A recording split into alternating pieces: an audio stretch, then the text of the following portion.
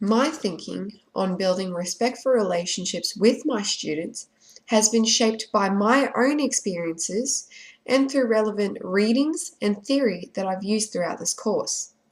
I remember my first experiences of a relationship with my secondary English teacher. This was one shaped, unfortunately, by her own perceptions that I was a person of limited ability in literacy and that I constantly needed her help and support. In this way, she related to me in a predominantly dependent love relationship, where she believed that I needed her to be my provider and to take responsibility for my learning and for my actions. And in every class, there was more emphasis on her controlling the class in both the way she taught and in her approach to classroom behavior management. And there was no student choice, there was no autonomy, there was no self-management or even self-responsibility or choice.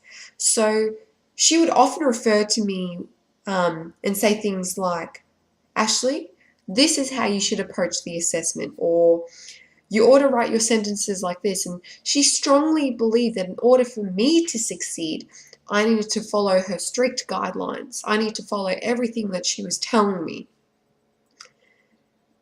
And I believed that this relationship that she had fostered with me illustrated this idea of power over rather than power with. And there was a big power struggle. And through this power struggle, I felt like I had a sense of powerlessness. And as a result, I became disinterested in her class and the content that she was putting forward. And I very quickly changed my behavior to very disruptive behavior. And I thought in my mind that this was the only way that I was going to exert the power back over her that I'd believed that I'd lost. And from this experience, I now understand how important it is for us to relate to our students and their families in a mix of both a dependent and acceptant love relationship. And I do understand that I do face personal barriers. And it's not going to be easy for me because I have these personal beliefs about how I'm meant to go about teaching these students. And I will adopt a dependent love orientation. And this is especially evident with the ongoing pressure to be the perfect teacher. But I need to understand that this may result in me taking on an authoritative and controlling relationship with my students. And I'm sure that too often that this power relationship can often lead students to feel powerlessness, just like I did, especially if they have no control or voice over their own education and their own learning. And it will not only lead to disengagement, but it will also send students to be disruptive and to have behaviors that will interrupt my teaching and my learning environment.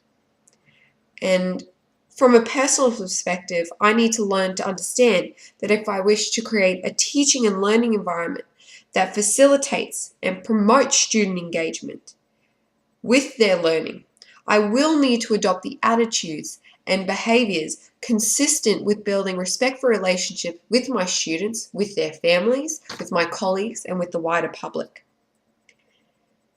And I think it's important that teachers do foster respectful relationships because it does have lots to do with healing the wounds of students, especially when we are respecting and valuing them for who they are and for what they bring to our class.